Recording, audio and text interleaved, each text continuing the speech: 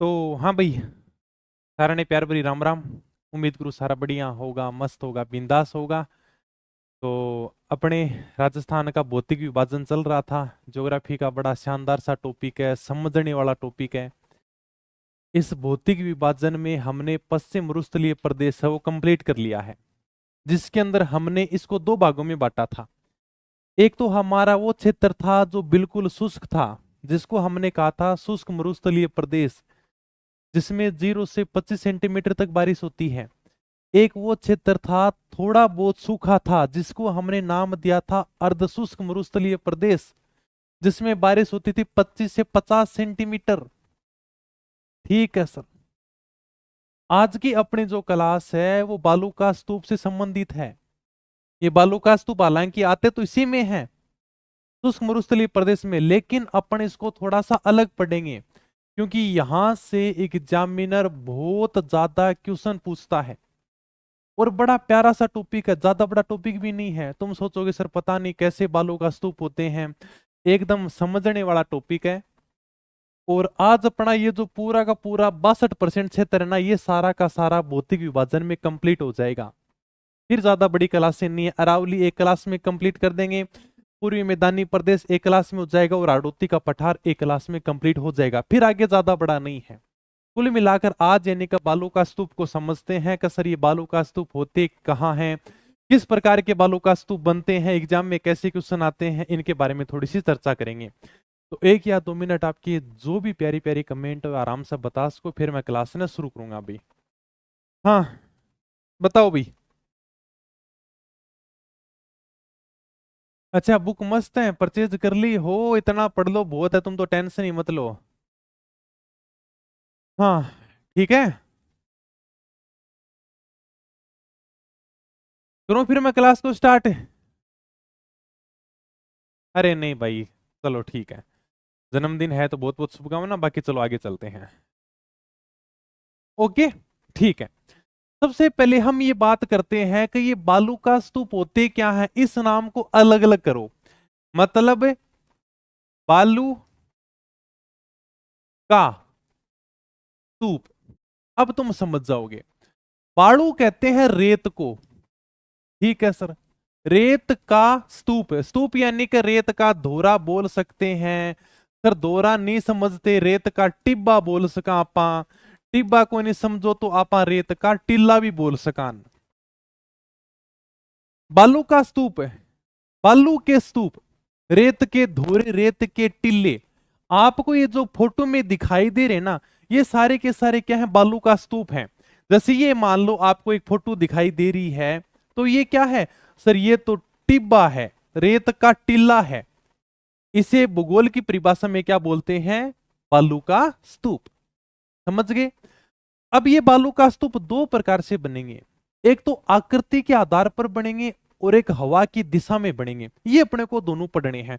हवा की दिशा में किस प्रकार के बालू का स्तूप बनते हैं, उनके क्या क्या नाम हैं। जैसे अनुदैर्ध्य बालू का स्तूप है, अनुप्रस्थ बालू का स्तूप है, आकृति के आधार पर बनेंगे, ठीक है, सी बालू का स्तूप है, अवरोधी है। ये सारी की सारी चीजें अपने को पढ़नी है भैया। मैं आराम से आपको दिखाऊंगा कि देखो, इस प्रकार से हवा चलती है, इस प्रकार की आकृति का बालू का स्तूप बनता है।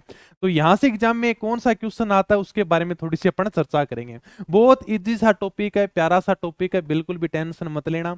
ये बात तो समझ गए ना कि बालू का स्तूप क्या होते हैं।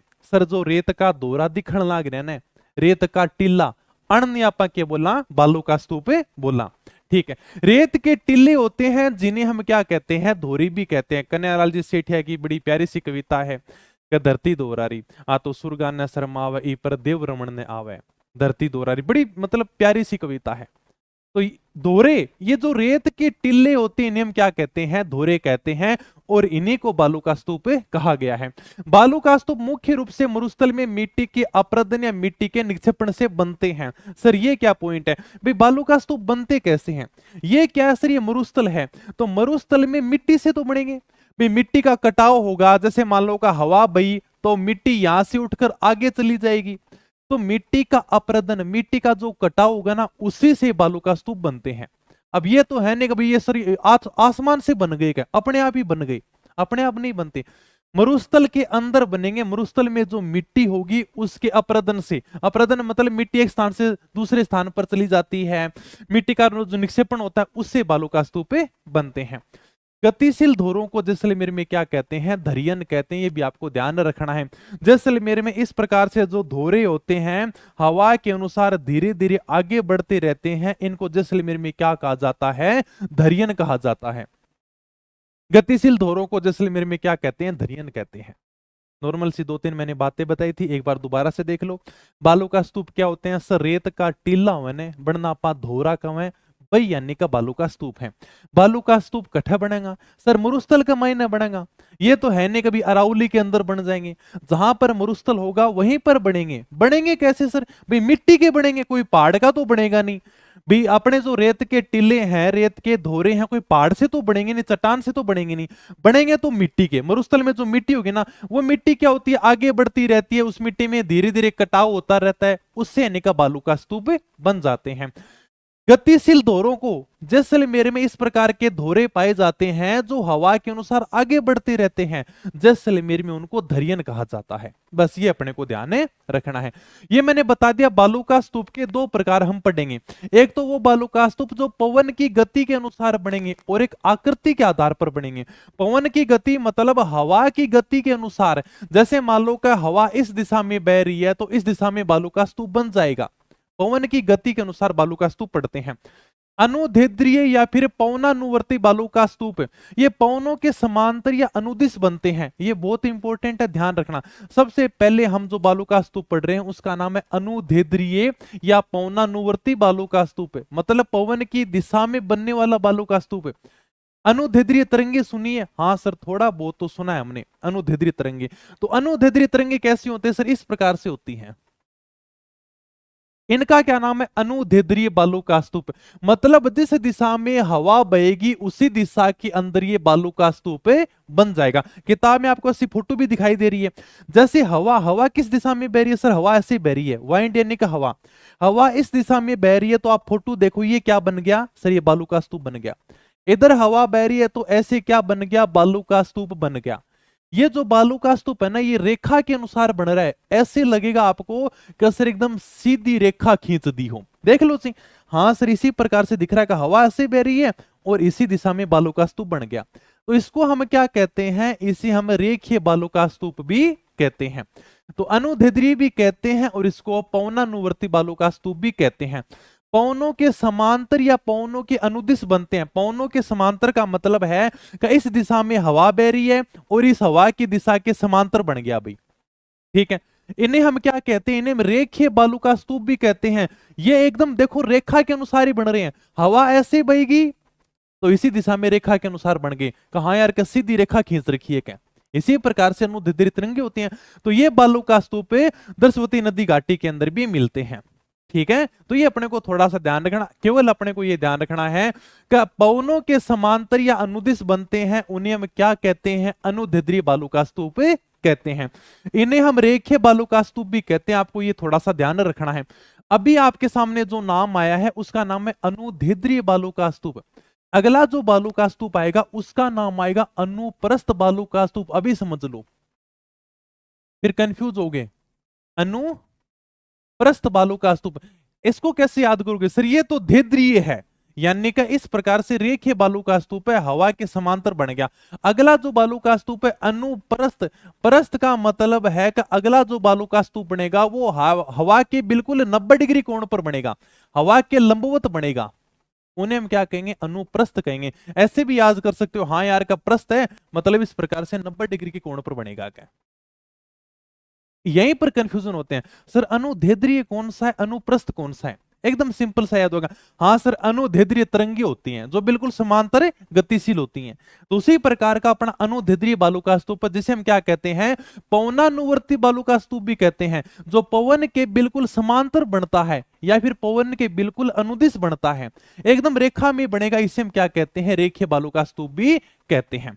ओके, सर्वाधिक कहां पर है? जैसलमेर बाड़मेर में सबसे ज्यादा पाए जाते हैं। अगर आपको इस प्रकार के बालू का स्तूप देखने हैं तो जैसलमेर बाड़मेर में चले जाना, आपको इस प्रकार के बालू का स्तूप दिखाई मिल जाएंगे भाई।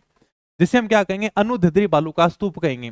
ये क्लियर हो गया। अगला है, उसका नाम है अनुप्रस्थ बालू का स्तूप। अभी मैंने बताया था, एक तो अनुदैर्ध्य है, दूसरा अनुप्रस्थ है। अनुप्रस्थ का मतलब है कि पवनों की दिशा के समकोण बनेगा, मतलब लंबवत बनेगा, 90 डिग्री के कोण पर बनेगा। आपने बचपन में कभी इस प्रकार से डी देखी है, जिसे हम चांदा भी कहते थे, जिसमें 90 डिग्री का कोण होता था, देखिए इस प्रकार से कभी? तो यानी कि इस दिशा में इस प्रकार से बिल्कुल 90 डिग्री के कोण पर बनेंगे।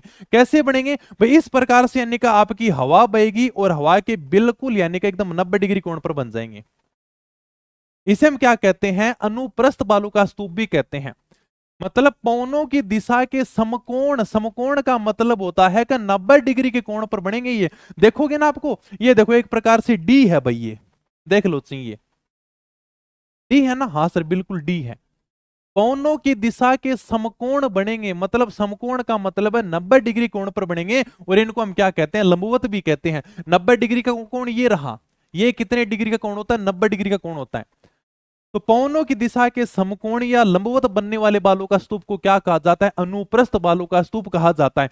ये आपको सबसे ज्यादा कहां पर मिलेंगे? पुंगल जाओ भी। पुंगल कहां पर है सर? बीकानेर। पुंगल बीकानेर के चारों ओर मिलेंगे, सूरतगढ़ गंगानगर में मिलेंगे, हमारे चूरू के अंदर भी देखने को मिल जाएंगे। इसके अलावा झुंझुनू के अंदर भी आपको ये बालू का स्तूप मिलेंगे। यहां पर आपको कंफ्यूज नहीं होना है। अनुदैर्ध्य कौन से होते हैं, अनुप्रस्थ कौन से होते हैं, सबसे पहले इंपोर्टेंट तो यही है। देखो ये टॉपिक बड़ा छोटा सा है, लेकिन यहां से एग्जाम में बहुत ज्यादा सवाल आते हैं। अनुदैर्ध्य सर पवन की दिशा के समांतर बनते हैं। अनुदैर्ध्य तरंग इसी प्रकार से जाती हैं, तो पवन की दिशा के समांतर बनेंगे, इन्हें हम रेखीय बालू का स्तूप भी कहते हैं। तो सबसे ज्यादा जैसलमेर बाड़मेर में पाए जाते हैं।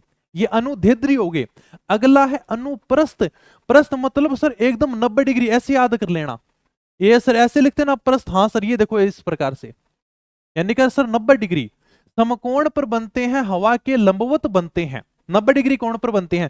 कहां पर मिलेंगे सर? पुंगल बीकानेर चले जाओ, सूरतगढ़ गंगानगर चले जाओ, चूरू झुंझुनू चले जाओ, यहां पर आपको ये बालू का स्तूप सबसे ज्यादा देखने को मिलेंगे। हमारे चूरू में इस प्रकार के बालू का स्तूप खूब बनते हैं भाई, खूब सारा बना है। ठीक है, ये रेत के टिल्ले हैं, रेत के धोरे हैं, इनकी अलग अलग आकृति है, वो हम पढ़ रहे हैं बस। अनुदैर्ध्य किसे कहते हैं, अनुप्रस्थ किसे कहते हैं, कहां पर ये पाए जाते हैं, सिंपल सा क्वेश्चन आता है, इसके अलावा इसमें कुछ भी नहीं पूछता। अवरोधी बालू का स्तूप, नाम से ही पता चल रहा है अवरोधी मतलब कोई ना कोई अवरोध आ गया। जैसे भाई का मिट्टी उड़ के आगे जा रही थी और रास्ते में कोई अवरोध आ गया, तो वहां पर क्या बन जाएगा? बालू का स्तूप बन जाएगा। सर क्या अवरोध आ गया? कोई झाड़ी मिल जाएगा, कोई पेड़ मिल जाएगा, कोई पहाड़ी मिल जाएगी। सर ये कहां पर मिलती हैं पहाड़ियां? एक तो नाग पहाड़, एक पुष्कर, यहां पर ये अपने को देखने को मिल जाएंगे। जैसे मान लो कि ये मिट्टी उड़ती हुई आगे जा रही थी और यहां पर बीच में एक झाड़ी आ गई, इस झाड़ी के आसपास में मिट्टी इकट्ठी हो जाएगी भी, और यहां पर एक छोटा सा बालू का स्तूप बन जाएगा। मतलब इसने अवरोध का काम कर दिया। इसी प्रकार से कोई पहाड़ी थी, मतलब मिट्टी आगे उठ के जा रही थी और एक पहाड़ी आ गई और पहाड़ी ने इस मिट्टी को रोक दिया, तो यहां पर भी एक पास में बालू का स्तूप बन जाएगा। तो उसे हम क्या कहेंगे? अवरोधी बालू का स्तूप, मतलब अवरोध लगा दिया। जैसे मैं जा रहा हूं आराम से और किसी ने मुझे रोक दिया, अवरोध लगा दिया, तो इसे हम क्या कहेंगे? अवरोधी बालू का स्तूप कहेंगे। सबसे ज्यादा कहां पर मिलते हैं? पुष्कर और नाग पहाड़। ठीक है, इसे हम क्या कहते हैं? अवरोधी बालू का स्तूप कहते हैं। बहुत इजी है भाई। बरखान या अर्धचंद्राकार बालू का स्तूप बहुत इंपॉर्टेंट है, बहुत इंपॉर्टेंट है, कई बार एग्जाम में पूछा जाता है। बरखान या अर्धचंद्राकार बालू का स्तूप, मतलब नाम से पता चल रहा है अर्धचंद्राकार है, चांद की आधी आकृति का बन रहा है भाई, देख लो सी। अगर आप इसको दूर से देखोगे ना तो आपको ऐसा लगेगा हाँ यार क्या अर्धचंद्राकार है, पूरा का पूरा आधा चांद है क्या। इसको हम क्या कहते हैं? बरखान कहते हैं। ये सबसे ज्यादा गतिशील होते हैं, मतलब ये बहुत जल्दी आगे बढ़ते हैं। गतिशील का मतलब ये है। बरखान या अर्धचंद्राकार बालू का स्तूप सबसे ज्यादा गतिशील है, मतलब सर्वाधिक गतिशील है। सर कैसे गतिशील है, अभी हम चर्चा करेंगे। इसलिए मरुस्थलीकरण के लिए सबसे ज्यादा उत्तरदायी बालू का स्तूप यही है भाई। देखो ये बालू का स्तूप है, आपको कैसा दिखाई दे रहा है? फोटो देखो, अगर आपके पास में किताब है तो ये आपको फोटो दिखाई भी दे रही होगी। ये सर्वाधिक गतिशील है और इनका नाम है अर्धचंद्राकार। इनको अर्धचंद्राकार भी कहते हैं क्योंकि इनकी आकृति कैसी है? आदि चांद की जैसी है भाई। दिख रहा है? ठीक है।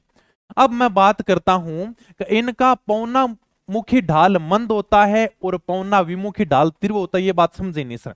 और ये बात भी थोड़ी सी चर्चा करते हैं कि मरुस्थलीकरण के लिए सबसे ज्यादा उत्तरदायी बालू का स्तूप कैसे है। ये देखो, हवा बहेगी ऐसे भी, ये मान लो का हवा बह रही है,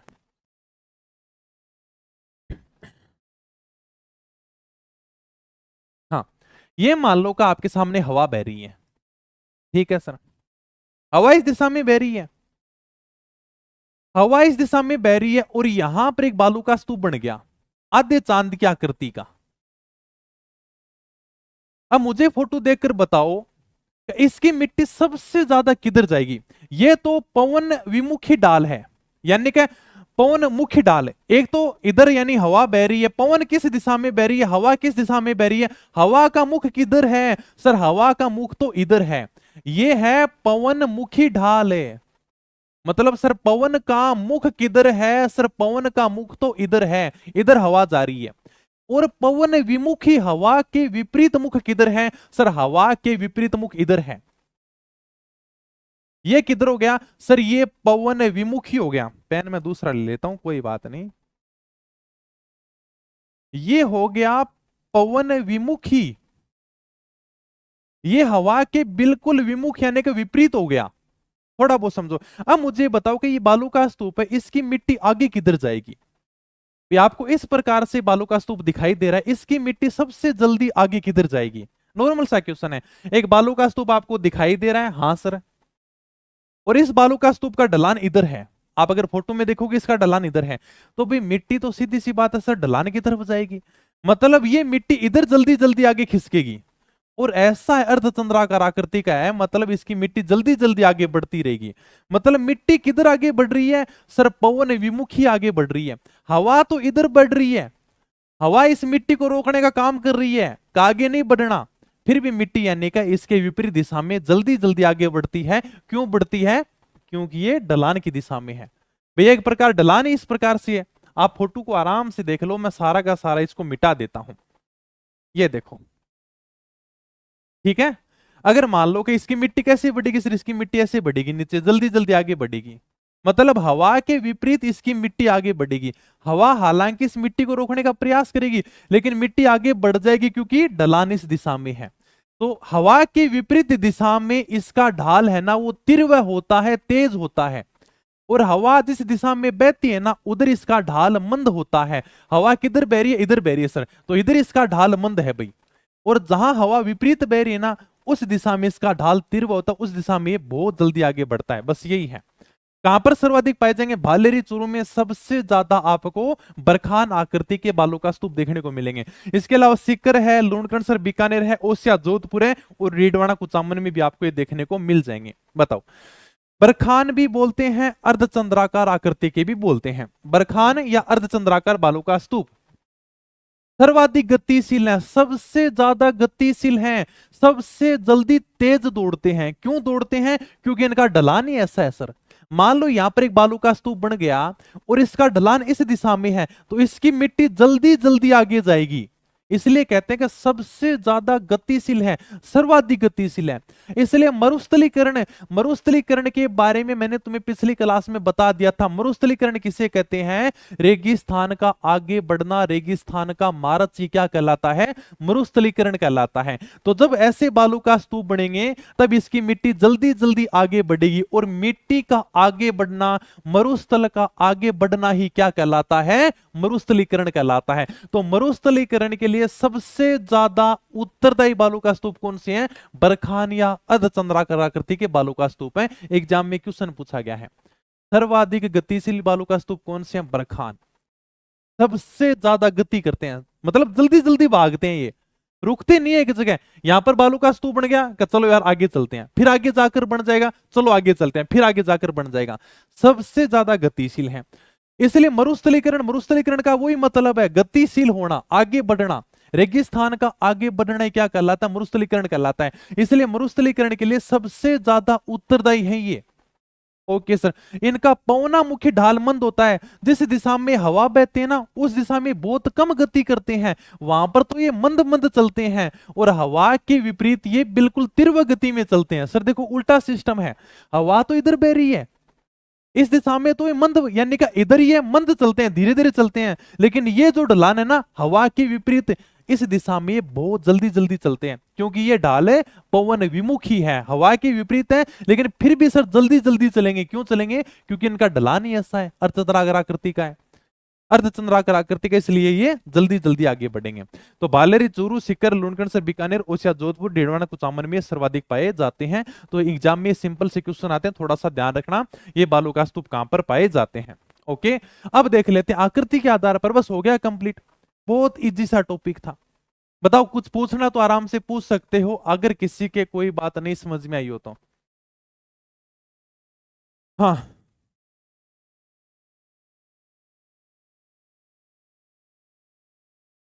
अरे कोई बात नहीं रे खान सर भाई, तेरे वैसे ही कर देंगे, ठीक है, कर देना, मैसेज बना देंगे, कूपन ओपन। और बताओ किसी को कुछ पूछना है तो। फोर्थ ग्रेड के लिए भी कुछ करो, या फोर्थ ग्रेड के लिए काम की नहीं क्या ये क्लास?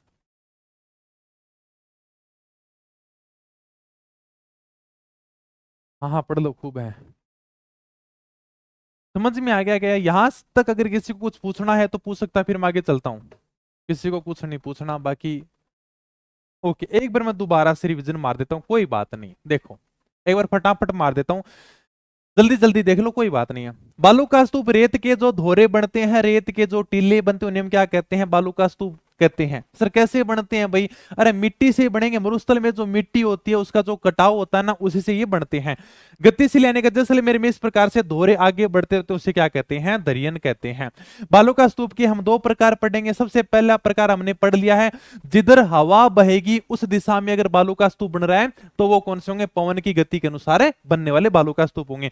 अनुदैर्ध्य तरंगे ऐसी बहती हैं, मतलब सर पवन की दिशा में बनने वाले बालू का स्तूप कौन से हैं? अनुदैर्ध्य या पवनानुवर्ती बालू का स्तूप है। हवा के समांतर बनते हैं, हवा के अनुदिश बनते हैं। इन्हें रेखे बालू का स्तूप भी कहते हैं। क्यों? एकदम रेखा में बन रहे हैं, देख लो। ओके सर, जैसलमेर बाड़मेर में सबसे ज्यादा पाए जाते हैं। अनुप्रस्थ कुछ नहीं है, एकदम यानी का लंबवत बनते हैं, समकोण बनते हैं, 90 डिग्री के कोण पर बनते हैं। ये देखो एकदम ऐसे यानी का पूरा डी है, ठीक है, समकोण बनने वाले बालू का स्तूप है। पोंगल बीकानेर के चारों ओर, और वैसे इसको याद कर लेना, अनुप्रस्थ, प्रस्थ मतलब ऐसे नाम लिखोगे ना प्रस्थ, तो यानी कि हाँ सर एकदम समकोण 90 डिग्री के कोण पर बनने वाले बालू का स्तूप है। पोंगल बीकानेर के चारों ओर, सुरतगढ़, गंगानगर, चूरू, झुंझुनू में सबसे ज्यादा पाए जाते हैं। अवरोधी, जैसे मैं चल रहा हूं और कोई अवरोध आ गया, पुष्कर, नाग, पहाड़ में इस प्रकार के सबसे ज्यादा पाए जाते हैं। जैसे कुछ झाड़ी आ गया, पेड़ है, पहाड़ी है, पर्वत है, उसके सारे बनने वाले बालू का स्तूप है। बरखान बहुत इंपॉर्टेंट है, कई बार एग्जाम में पूछा जाता है। अगर जो अर्धचंद्राकार आकृति के बनते हैं, मतलब आधा चांद, उनको हम क्या कहते हैं? बरखान कहते हैं, फिर अर्धचंद्राकार बालू का स्तूप कहते हैं। तो सर्वाधिक गतिशील है। जब ये इस प्रकार से चांद की आकृति में बनेंगे तो ये सबसे जल्दी दौड़ेंगे। किधर दौड़ेंगे सर? इधर भागेंगे। भाई जब मिट्टी इस प्रकार की है तो यानी कि सबसे जल्दी ये मिट्टी आगे बढ़ेगी, एकदम ढलाने की ओर मिट्टी है तो ये मिट्टी आगे भागने की कोशिश करेगी। हालांकि हवा तो इधर जा रही है और ये इधर सबसे ज्यादा भाग रहे हैं, तो ये सबसे जल्दी दौड़ते हैं, सबसे तेज दौड़ते हैं, सर्वाधिक गतिशील हैं। और मरुस्थलीकरण के लिए सबसे ज्यादा उत्तरदायी बालू का स्तूप यही है। अगर मरुस्थल धीरे धीरे आगे बढ़ रहा है ना, तो इसका मुख्य कारण यही है, इसके लिए उत्तरदायी यही है भाई। क्यों? क्योंकि ये इस प्रकार से अर्धचंद्राकार आकृति में बनते हैं और मिट्टी इनकी जल्दी जल्दी आगे भागती है भी, क्योंकि मिट्टी ढलान की तरफ है, तो ढलान की तरफ तो मिट्टी जल्दी जल्दी आगे जाएगी। इनका पवन मुख्य ढाल हवा की दिशा में मंद चलते हैं और हवा के विपरीत ये तीव्र चलते हैं। और कहां कहां पर ये बालू का स्तूप बनते हैं, ये भी अपने को ध्यान रखना है भाई। अब हम देखते हैं आकृति के आधार पर। जैसे सबसे पहले नाम है सीप। सीप कुछ नहीं है, सेम टू सेम अनुदैर्ध्य बालू का स्तूप है। जिस प्रकार का अनुदैर्ध्य बालू का स्तूप है ना, उसी बालू का स्तूप को हमने आकृति के आधार पर नाम दे दिया सीप बालू का स्तूप है। अभी मैंने बताया था अनुदैर्ध्य तरंगे, जिस प्रकार से तरंगे बहती है ना, उसी प्रकार का सीप है। ये भी देख लो, हवा के एकदम इसी प्रकार से बनेंगे, लेकिन आकृति के आधार पर हमने इसको नाम दे दिया सीप बालू का स्तूप। सेम वही लाइन है, पवन की दिशा के समांतर विकसित होते हैं, पवन की दिशा के समांतर बनते हैं, एक ही बात है, इसमें ज्यादा कंफ्यूजन वाली कोई बात नहीं है।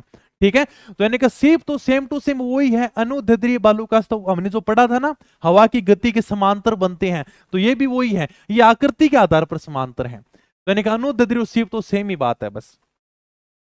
पैराबोलिक या परवलयाकार है, सर हवा इस दिशा में बह रही है और हवा के विपरीत बनते हैं। देखो हवा इस दिशा में बह रही है, जब हवा इस दिशा में बह रही है तो बालू का स्तूप ऐसे बनने चाहिए, लेकिन बन कैसे रहे सर, देखो हवा के विपरीत बन रहे हैं और अंग्रेजी के यू अक्षर आकार में बन रहे हैं। कहते हैं कि राजस्थान में ये बालू का स्तूप सबसे ज्यादा पाए जाते हैं, इसे हम क्या कहेंगे, पैराबोलिक या परवलयाकार बालू का स्तूप कहेंगे। तो हवा के रुख के विपरीत या अंग्रेजी के यू आकार में विकसित होते हैं। यह आपके सामने फोटोरी आप आराम से देख सकते हो भी, हवा इस दिशा में बह रही है, हाँ सर, और ये देखो अंग्रेजी का यू अक्षर हो गया भाई, देख लो आराम से बनना यू अक्षर, हाँ सर ये देखो यू अक्षर पूरा यू बन रहा है, ये लो भाई। तो हवा के रुख के विपरीत बनते हैं, हवा इस दिशा में बह रही है और इसके रुख के विपरीत है, हालांकि हवा के ऐसे बनना चाहिए था लेकिन ऐसे बनते नहीं है। हवा कह रही है कि रुक मैं आ रही हूं, क्या ये कहेगा ले मैं भी तेरे सामने खड़ा हूं आजा, मतलब सामना करना, इसके विपरीत होना क्या, तो बढ़ना तो ऐसे चाहिए था, जब हवा इस दिशा में आ रही तो इधर भाग के मेरे आगे भाग, लेकिन ये कहता मैं आगे नहीं भागूंगा तेरा सामना करूंगा, क्या हवा इधर से आएगी और ये इसके सामने खड़ा हो जाएगा। तो हवा के रुख के विपरीत अंग्रेजी के यू आकार में विकसित होते हैं। राजस्थान में सबसे ज्यादा पैराबोलिक बालू का स्तूप पाए जाते हैं, ये मैंने तुम्हें बता ही दिया, ये आकृति के आधार पर। तारा बालू का स्तूप मतलब तारे की आकृति में बनते हैं। सर तारे की आकृति में हवा अपनी दिशा बार बार में चेंज करेगी, कैसे, जैसे मान लो का हवा थोड़ी सी इधर बही, भाई का ज्यादा हवा इधर बहेगी ना तो इस मिट्टी में थोड़ा सा कटाव हो जाएगा, थोड़ी देर बाद में हवा इधर से बहने लगी तो मिट्टी में कटाव हो जाएगा, फिर हवा इधर से बहने लगी तो मिट्टी में यहां पर ज्यादा कटाव हो जाएगा, फिर हवा इधर से ज्यादा बहने लगी तो मिट्टी में यहां पर भी कटाव हो जाएगा। कुल मिलाकर ऐसी आकृति बन जाएगी, जब हम दूर से देखेंगे तो लगेगा अरे यार ये तो तारा दिखाई दे रहा है, तो हमने इसको क्या नाम दिया, आकृति के आधार पर हमने कहा सर ये तो तारा बालू का स्तूप है। हमें ऐसा लगता है यार कि सर तारा है क्या, तो हवा अपनी दिशा बार बार बदलती है, ये बढ़ते क्यों है बेका, हवा बार बार बदलेगी दिशा, जैसे मान लो कि मैं मिट्टी हूं, एक बार हवा अचानक मेरी तरफ आई मैं इधर हो गया, फिर इधर आई इधर हो गया, फिर इधर से वो आएगी मैं इधर हो जाऊंगा, फिर उधर से आएगी इधर हो जाऊंगा, मतलब मैं अपनी बार बार में दिशा चेंज करूंगा। यही तो होता है मिट्टी के साथ में, और जब मैं बार बार दिशा चेंज करूंगा ना तो ऐसा लगेगा सर तो यानी कि तारे जैसे घूम रहे हैं क्या, तो वो क्या हो जाएगा, तारा बालू का स्तूप हो जाएगा। मतलब मेरी आकृति ऐसे बन जाएगी, मतलब सर तारे जैसी आकृति, हवा बार बार में दिशा, भाई आपके कोई एक बार इधर धक्का लगाए, फिर उधर से धक्का लगाए, फिर उधर से धक्का लगा दे, फिर उधर से धक्का लगा दे, बस यही तो है, बस ऐसे ही यानी कि बालू का स्तूप बन जाते हैं मिट्टी के।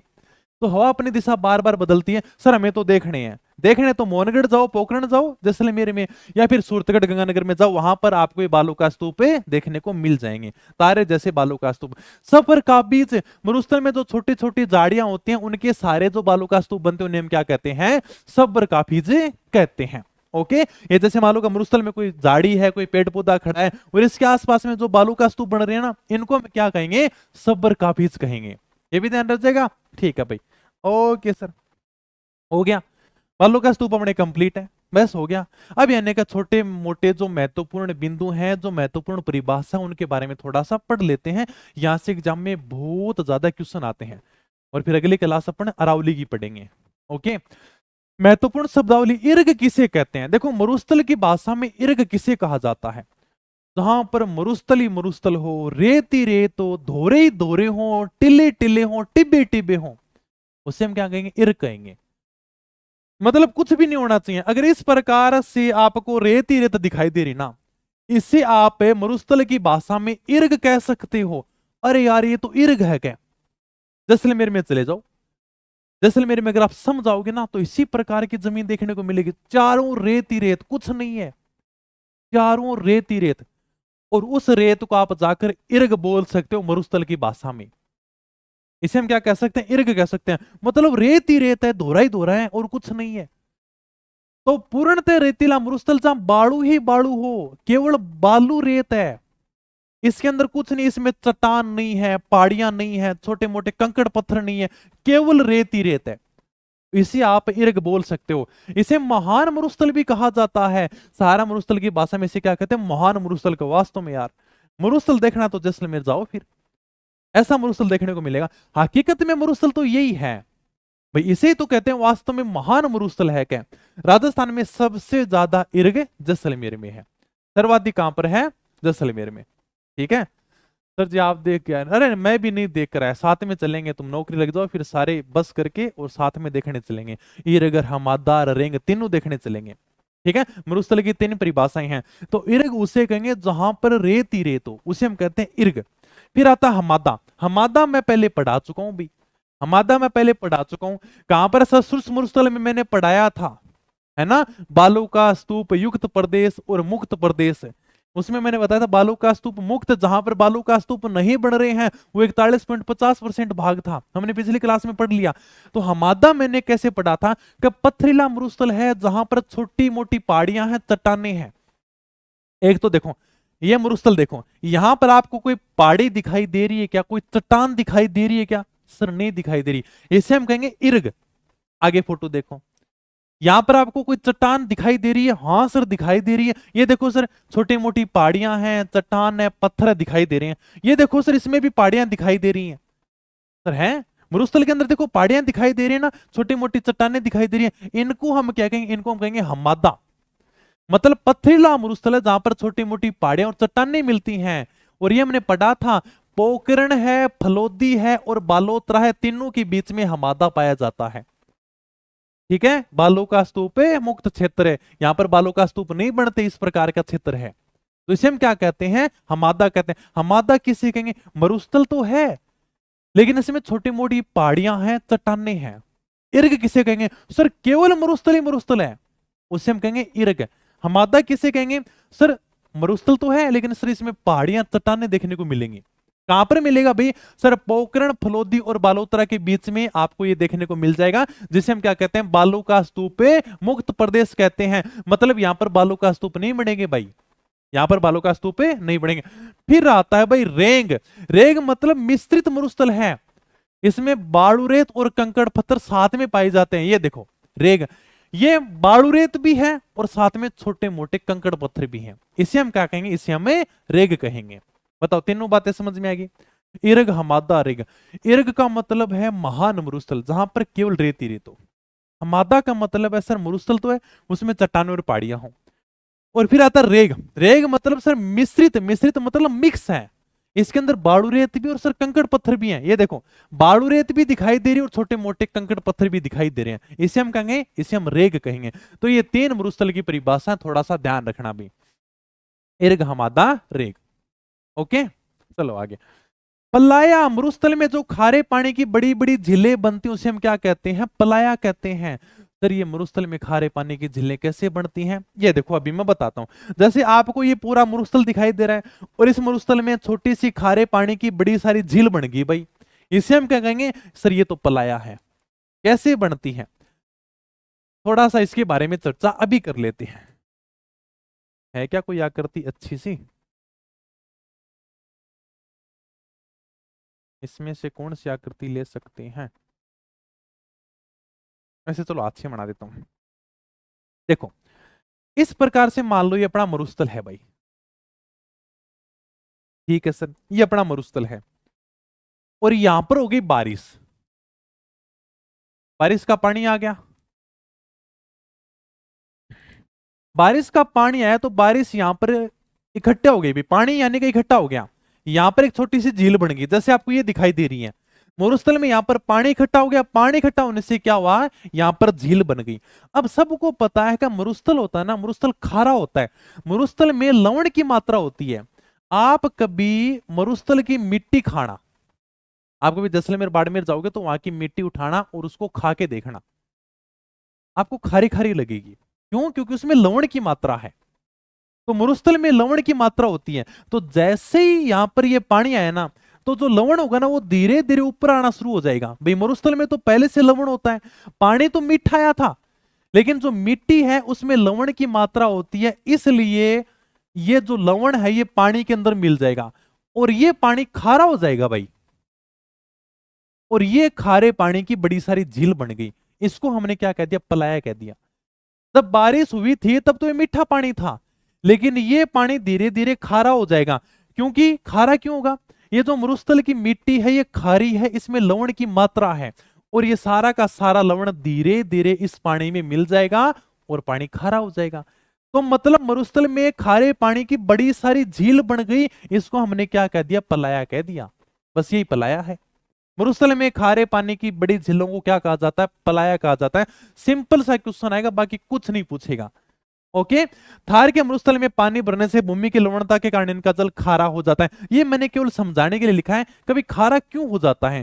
थार का मरुस्थल है, उसमें जब पानी भरेगा तो उसकी भूमि में लवणता की मात्रा होती है, उसमें खारापन होता है, और इसके कारण पानी खारा हो जाएगा। और इसमें कुछ भी ध्यान नहीं रखना, अपने को केवल इतना ही ध्यान रखना है, मरुस्थल में खारे पानी की बड़ी झीलों को क्या कहा जाता है, पलाया कहा जाता है। बस। Okay sir. रन या टाट बालू का स्तूपों के मध्य वर्षा का जल दलदल में बन जाता है, और इसे हम क्या कहते हैं, रन या टाट कहते हैं। सर समझे नहीं, आप कभी जैसलमेर में घूमने के लिए जाओ तो वहां पर आपको इस प्रकार से दलदली भूमि देखने को मिल जाएगी। कैसे सर, ये पूरा का पूरा मरुस्थल है, यहां पर बारिश हुई, अब जब यानी कि बारिश का पानी सूखेगा तो थोड़ा सा दलदल तो होगा ना, और उसे क्या कहा जाता है, रन या टाट कहा जाता है। तो बालू का स्तूपों के मध्य वर्षा का जल लवणीय दलदल बन जाता है। जैसे आपको मरुस्थल के अंदर बालू का स्तूप देखने को मिलेंगे, इसके बीच में पानी इकट्ठा हो गया, और जब ये पानी सूखेगा तो अंदर यानी कि दलदल की भूमि हो जाएगी। भाई पानी खूब सारा है, जब पानी सूख जाएगा तो सर दलदल हो जाएगा। अगर उसके अंदर जाओगे ना तो पैर यानी कि धीरे धीरे नीचे धंसने शुरू हो जाएंगे, उसे हम क्या कहते हैं, दलदल कहते हैं। तो बस सर्वाधिक जैसलमेर में पाए जाते हैं। बालू का स्तूपों के मध्य वर्षा का जल लवणीय दलदल बन जाता है, और इसे हम क्या कहते हैं, रन या टाट कहते हैं। सर्वाधिक आपको जैसलमेर में देखने को मिलेगा। यहाँ पर पानी है, जब ये पानी सूख जाएगा तो ये मिट्टी दलदली हो जाएगी, और जब आप इसके अंदर जाओगे ना तो आपके पैर नीचे धंसने शुरू हो जाएंगे। कहते हैं ना यार का दलदल में मत जाना, क्या दलदल में फंस जाओगे क्या। तो दलदल मतलब अंदाजा नहीं है भाई कितने दलदल में फंस जाओगे। तो इसी दलदली भूमि को हम क्या कहते हैं, रन या टाटे कहते हैं। तलिया पोखर, रेगिस्तान के गड्ढों में वर्षा का मीठा जल, अगर रेगिस्तान के गड्ढों में खारे पानी की झीलें बनते होते हैं तो कहते हैं पलाया, और अगर वही पानी मीठा हो उसे हम कहते हैं तलिया पोखर। इस प्रकार से अगर मान लो का वर्षा का जल मीठा हो जाए ना, उसे हम कहते हैं तलिया पोखर। ठीक है, ठीक है। मरहो, जब यानी कि ये तली है, पोखर है, इसका पानी सूख जाएगा तो यहां पर हम खेती कर सकते हैं, और उसे हम कहते हैं खड़ीन कृषि। ये जैसलमेर में पाली वालों ने शुरू की थी।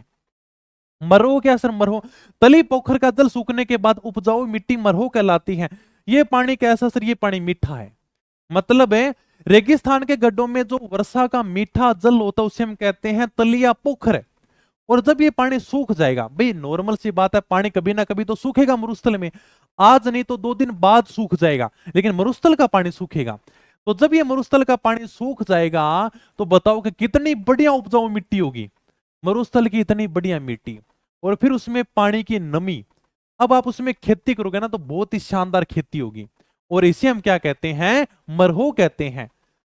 तली पोखर का जल सूखने के बाद उपजाऊ मिट्टी क्या कहलाती है, मरहो कहलाती है। मतलब ये मिट्टी कैसी होगी, ये उपजाऊ होगी।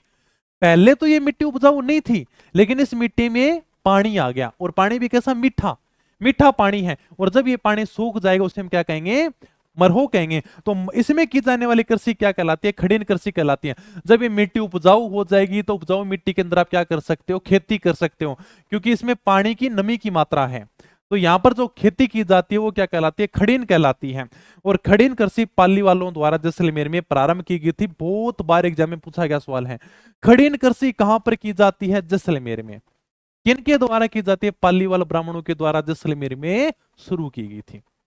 ठीक है, पालीवाल ब्राह्मणों की रक्षा करने के लिए ही रावसिया मारवाड़ आए थे, ये हमने इतिहास में पढ़ लिया है।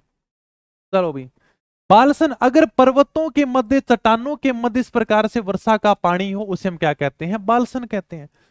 पर्वतों चट्टानों के मध्य जल इकट्ठा होने से जो झीलें बनती हैं उन्हें हम क्या कहते हैं, बालसन कहते हैं। ठीक है, ये देखो जैसे पर्वत हैं, चट्टानें दिखाई दे रही हैं, इनके बीच में जो वर्षा का जल है, इससे कोई झील बन जाए उसे हम क्या कहेंगे, बालसन कहेंगे। रोही मैदान, ये तो नॉर्मल सी बात है। मरुस्थल में अगर कोई उपजाऊ क्षेत्र है ना, उसे हम क्या कहते हैं, रोही मैदान कहते हैं। आज गठर जाके आयो, आज तो मैं रोही में जाके आयो, क्या मतलब वहां पर उपजाऊ भूमि है क्या। तो मरुस्थल में उपजाऊ भूमि को क्या कहा जाता है, रोही मैदान कहा जाता है। ये नॉर्मल सा बात है, ठीक है। तो उपजाऊ भूमि है मरुस्थल की, और उसे हम कहते हैं रोही मैदान। Okay sir. बमुल्ला तो सारा का सारा ही जानो, बमुल्ला बताने की जरूरत थोड़ी है। हाँ, बमुल्ला तो सारे जानो। वायु के जो भंवर उठते हैं, वायु के जो चक्रवात उठते हैं, उन्हें हम क्या कहते हैं, बमुल्ला कहते हैं। इस प्रकार से यानी कि जो बमुल्ला उठे ना बड़नापा के कहते हैं बमुड़िया। वायु का भंवर उठे एक प्रकार से, इस प्रकार से मिट्टी उड़ती है मरुस्थल के अंदर। बमुड़िया तो जानो, या इसके भी बताने की जरूरत है, या इसके लिए भी बताने की जरूरत है सर, बमुड़िया कौन जाना में। वो तो आप बचपन में खूब कहता है, एक थप्पड़ मारूंगा और बमुड़ियों से उठा दूंगा गए। तो बमुड़िया ऐसे ही नहीं उठता, देखो इस प्रकार से बमुड़िया उठता है।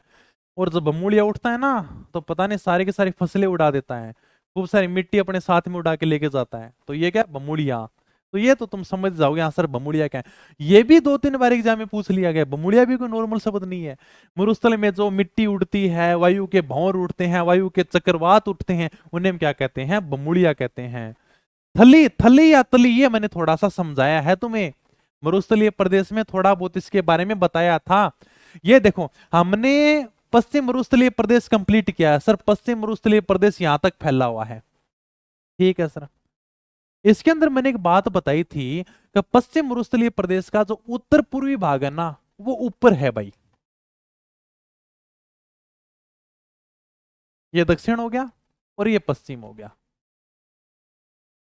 ये मैंने बताया था कि जो उत्तर पूर्वी भाग है ना, ये थोड़ा सा ऊपर उठा हुआ है, लगभग यानी कि इसके समुद्र तल से औसत ऊंचाई है 300 मीटर, और इस दक्षिणी भाग की समुद्र तल से ऊंचाई है 150 मीटर। ये मैंने बातों में पहले बता दी, और इसका मैंने उदाहरण भी दिया था।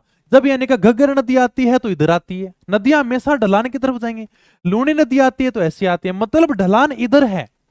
तो मरुस्थल में जो ऊपर उठा हुआ भाग है ना, इसे हम कहते हैं थली। और यार का थल मतलब ऊपर उठा हुआ भाग है, और तली यानी कि एकदम तल के अंदर है, मतलब जो मरुस्थल में जो नीचे भाग है ना, इसे हम कहते हैं तली। नॉर्मल से शब्द है। तो बीकानेर गंगानगर चूरू का ऊंचा भाग जो लूणी नदी के उत्तर में है, बिल्कुल याद नहीं करना, फोटो देख लो आराम से। लूणी नदी यहां से बहती है सर, ठीक है सर, लूणी नदी आगे हम पढ़ेंगे। तो लूणी नदी यहां से बहती है, लूणी नदी के उत्तर में ये क्षेत्र, ये देखो उत्तर में, यानी कि ऊपर की ओर है, देखो ये उत्तर में क्षेत्र है थली। इसमें कौन कौन से जिले आते हैं सर, यहाँ पर तो आपका बीकानेर है, गंगानगर है, चूरू है, ये क्षेत्र है। तो ये मरुस्थल का ऊपर उठा हुआ भाग है, इसे हम कहेंगे थली। और ये जो नीचे भाग है ना, इसे हम कहते हैं तली। मरुस्थल के दक्षिण पश्चिम स्थित नीचे भाग को क्या कहते हैं, तली कहते हैं। ये दक्षिण है और ये पश्चिम है, तो दक्षिण पश्चिम के बीच में जो नीचे भाग है ना, उसे हम क्या कहते हैं, तली कहते हैं। थली मरुस्थल का ऊपर भाग, और तली यानी कि तल में नीचे। तो तली यानी कि मरुस्थल के दक्षिण पश्चिम में स्थित भाग जो तली के नाम से जाना जाता है। ये मैंने तुम्हें पहले भी बताया था। पीवना, पीवना भी देखो एक बार आरएस के अंदर भी क्वेश्चन आ गया था, और 2-3 बार एग्जाम में पूछ लिया गया है, सर पीवना क्या है। जैसलमेर में बड़ा जहरीला और खतरनाक सांप पाया जाता है, और डंक नहीं मारता। सबसे खास विशेषता है कि आदमी सो रहा होता है, उसके ऊपर चुपके से आके बैठ जाता है, और फिर अपने जो जहर की बूंदे होती है ना, वो यानी कि मनुष्य के मुख के अंदर छोड़ देता है। ये है भाई साहब पीवना सांप। कहते हैं कि इसके फाले होते हैं पीवना सांप के मुंह के अंदर है, तो और वो जो फाले होते हैं, वो कहते हैं कि मनुष्य की सांस के द्वारा फूटते हैं। ये है भाई पीवना। तो ये कहां पर मिलेगा, राष्ट्रीय मरुउद्यान जैसलमेर में पाया जाने वाला जहरीला सांप है ये। डंक नहीं मारता है, आदमी सो रहा होता है, उसके ऊपर बड़े प्रेम से आता है, और बड़े प्रेम से आकर क्या करता है, अपनी जहर की बूंदे उसके मुंह में छोड़ देता है, और उससे क्या होती है, व्यक्ति की मृत्यु हो जाती है। तो बड़ा प्यारा सांप है। देखो कितनी प्यारी सी फोटो है, अगर लड़कियां इसको देखेंगे ना तो बोलेंगे वाह कितना क्यूट है ना। बड़ा प्यारा सा सांप हकीकत में, बेचारा डंक ही नहीं मारता। ओके, सांस से सांस मिलाता है, इस मतलब सांस से सांस मिलाना, हवा के अंदर एयर किस करना। ओके, नॉर्मल सा बात है। पीवना सांप भी तो राष्ट्रीय मरुउद्यान जैसलमेर में पाया जाता है। डांड देख लो, ये बालू का स्तूप के अंदर वायु की रगड़ से जो गहरे गहरे गड्ढे बनते, नेम क्या कहते हैं, डांड कहते हैं। ये जैसे कोई बालू का स्तूप है, और बालू का स्तूप के अंदर हवा की रगड़ से देखो गड्ढा बन गया, तो इसे किस नाम से जाना जाता है? डांड के नाम से जाना जाता है। इसी के साथ में अपनी जो महत्वपूर्ण शब्दावली वो सारी की सारी कंप्लीट हो जाती है और पश्चिम मरुस्थलीय प्रदेश भी आपका कंप्लीट हो गया। अगली क्लास में अरावली फिनिश, फिर पूर्वी मैदानी प्रदेश कंप्लीट और इसके बाद में हाड़ौती का पठार भी अपन पूरा पढ़ देंगे। क्योंकि देखो भौतिक प्रदेश सबसे बड़ा टॉपिक है भाई, सिंपल सी बात है, सबसे बड़ा टॉपिक है भौतिक प्रदेश। राजस्थान की ज्योग्राफी का सबसे बड़ा टॉपिक है। ये मानो कि भौतिक प्रदेश पढ़ दिया ना तो अकेले यानी कि 10% कंप्लीट हो जाती है। अकेले ज्योग्राफी की बात कर रहा हूं मैं। जैसे मान लो कि अगर सर भौतिक प्रदेश की 10 क्लासें होती हैं तो पूरी ज्योग्राफी की 100 क्लासें होती हैं, उदाहरण देके बता रहा हूं। तो सबसे बड़ा टॉपिक है, एग्जामिनर का फेवरेट टॉपिक है और यहां से एग्जाम में अच्छे खासे सवाल पूछे जाते हैं। इनको साथ साथ में याद करते रहना, एक दिन ज्योग्राफी कंप्लीट हो जाएगी, मेरे कोई फर्क नहीं पड़ेगा, याद तुम्हें करना है भाई। मैं तो यहां पर समझा दूंगा, ब्रह्मास्त्र तुम्हारे पास में है। जब तक याद नहीं करोगे, चीजों का रिवीजन नहीं करोगे, चाहे मैं कितना ही बढ़िया समझा दूं, कितना ही गला फाड़ फाड़ के तुम्हें याद करा दूं, कोई फर्क नहीं पड़ने वाला। चीजें तुम्हें याद करनी है। किताब तुम एग्जाम हॉल में ले जा नहीं सकते, चीजें एग्जाम हॉल में वही साथ जाएंगी जो तुम याद कर पाओगे, और याद तुम्हारे हमेशा शॉर्ट चीजें रहेंगी। चीजों का रिवीजन ज्यादा करो भाई, जितना तुम रिवीजन कर सकते हो वही तुम्हारे एग्जाम हॉल में साथ जाएंगे। बाकी तो मैं 12 के कह दूंगा, देखो किताब से मेरे सारे क्वेश्चन आए हैं, फिर याद ही नहीं कर पाए तो क्या मतलब फिर। इसलिए साथ साथ में चीजों को याद करते रहा करो भाई। ओके ठीक है, तो ये समझ गए, डांड यानी कि ये बालू का स्तूप बना हुआ है और वायु के रगड़ से जो गड्ढे बन रहे हैं ना, इन्हें क्या कहते हैं? डांड कहते हैं भाई। देखो गड्ढा तो बनेगा, ये बालू का स्तूप बनेगा, यहाँ पर गड्ढे बन गए छोटे छोटे हवा की रगड़ से, ठीक है, इन्हें क्या कहते हैं? डांड कहते हैं। और बताओ कुछ पूछना है? पीवना आर सारे मैंने सही पढ़ा दिया। हाँ, अरे बरखान सिंह है चंद्राकार आकृति का, क्या गलत है बताओ उसमें, और बताओ। और बाकी तुम्हारा कोई भी डाउट रहे तो आराम से व्हाट्सएप पढ़े नंबर पर मैसेज कर देना, किताब से संबंधित कोई पूछना हो, और मैं साथ साथ में हल करा रहा हूं, तुम्हारा कोई भी डाउट नहीं रहेगा। हाँ चलो ठीक है, फिर मिलेंगे नई वीडियो में, तब तक धन्यवाद, थैंक यू, जय हिंद जय भारत।